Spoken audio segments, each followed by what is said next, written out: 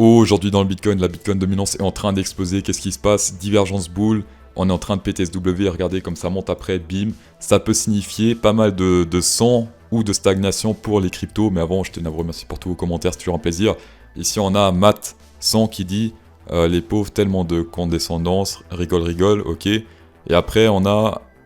après, c'est moi qui réponds. N'oubliez pas de me frapper, j'ai quelque chose de grand à vous présenter.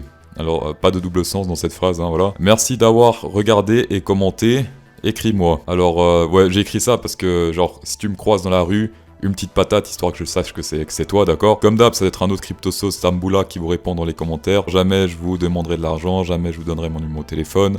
Donc, ignorez. Il y a tellement de spam en fait que c'est pas possible de tout filtrer. Ne vous faites pas sélectionner par la nature. Ne répondez pas à ces commentaires qui vous donnent des numéros de téléphone ou qui vous demandent de l'argent ou qui proposent des traders expérimentés qui vous demandent de l'argent pour qu'ils vous fassent de l'argent, enfin ça n'a pas de sens. Que tu sois un bull, que tu sois un bear, tes analyses tu penses les faire avec flair. Bah le Bitcoin s'en bat les couilles tes analyses.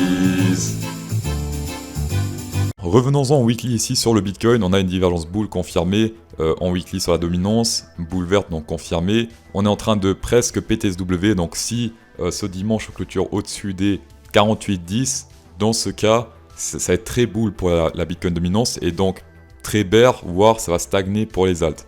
Donc là, ça va être très bull pour le Bitcoin et ça va stagner pour les alts, donc faites attention à vos alts. Ce qui peut sauver la donne, c'est qu'on a également une divergence bear ici. Donc si là on se fait rejeter dans la semaine qui suit, c'est très bon dans le sens où ça va descendre, donc c'est bull pour les alts et moyen pour le Bitcoin. Par contre là, si on pète ce week-end, ce niveau-là, c'est pas très bon. Donc observez bien ce dimanche ici cette bougie. Ça va jouer pas mal pour la suite du bull run. Sur le Bitcoin, en daily, on a pété cette résistance des 63 144. On a clôturé au-dessus. Actuellement, on a retesté avec la bougie d'aujourd'hui ce niveau-là, ce support maintenant.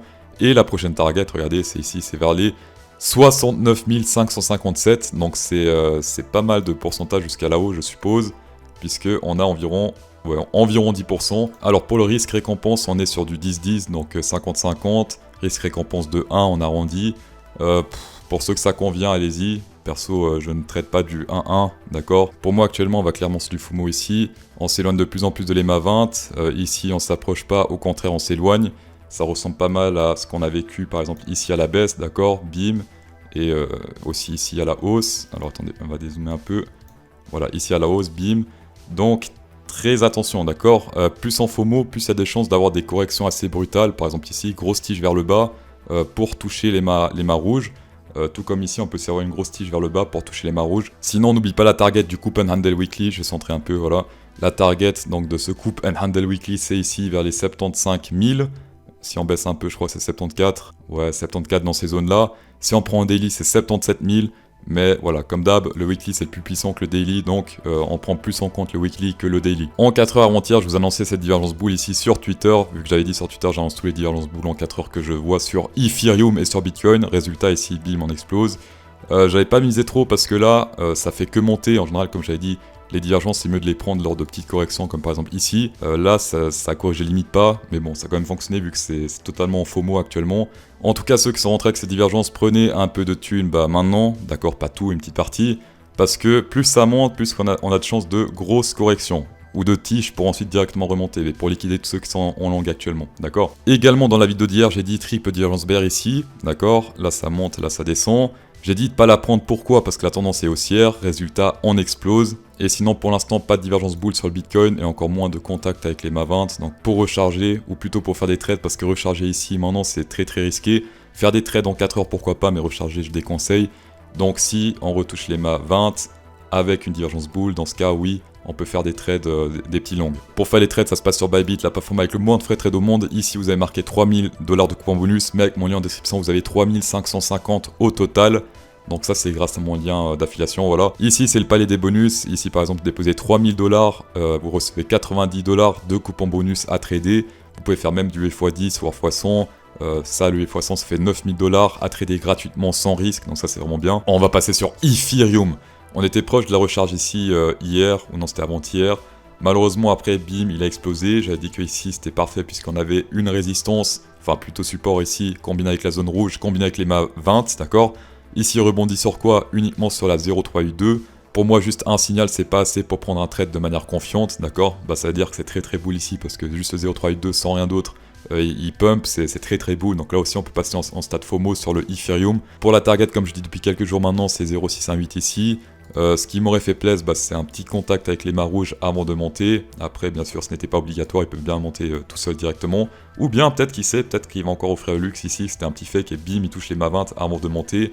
Ce que j'espère, en tout cas mes ordres ici sont toujours placés. Sinon, bah, 4087 c'est la première target, après il peut monter bien plus haut. Sauf que voilà, là c'est la première TP. Et après, pour moi, clairement, tout de moon. On va passer au coin public, on a ici Shaq75 qui dit « Je confirme la veracity, de tes propos.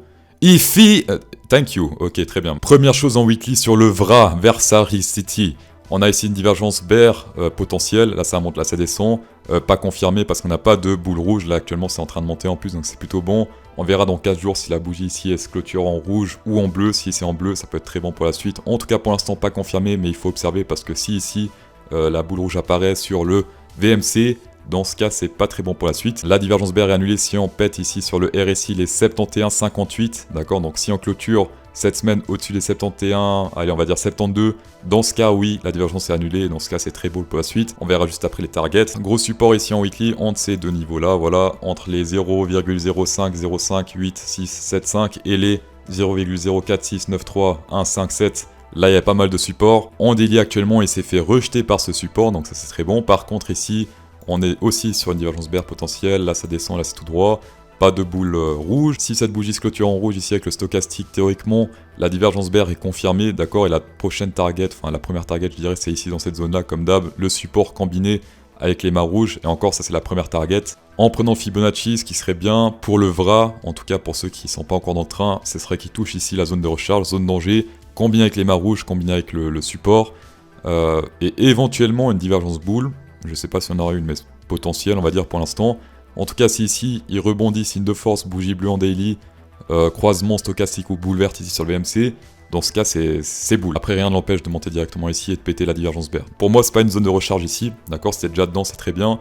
Pour moi, une zone de recharge, c'est clairement s'il descend au moins sur ce niveau-là et qu'il monte des signes de force, ici, d'accord. Pour les targets, il se fait rejeter ici par le 1, donc ça fait office de résistance. S'il pète ce niveau des 100%, 1, 2, 7, 2, voilà, en pourcentage, ça fait environ 16%, ça c'est très boule, d'accord, très boule, c'est un très bon ratio. Donc 16%, ça se néglige pas. Et sinon, comme d'hab, tu fais gaffe à la Bitcoin dominance parce que si elle explose, c'est très mauvais pour tous les altcoins. PSalgo en 4 heures, donc là, tendance totalement baissière, tu prends que les bears. Ici, tendance totalement haussière, tu prends quoi? Que les boules. Ici, ici, ici.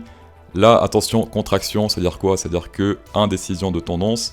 Quoique ici, regarde, là, ça monte pas mal. Alors qu'ici, c'est plutôt droit, ça descend légèrement. Grosse montée, quand petite baisse, c'est la montée qui remporte. Et ici, regarde bien, sur la bougie actuelle, en 4 heures, si on zoome un peu. Ici, on a actuellement un boule qui apparaît. Et ce qui est très bon avec ce boule, s'il se clôture ainsi, c'est qu'il clôture au-dessus du contexte.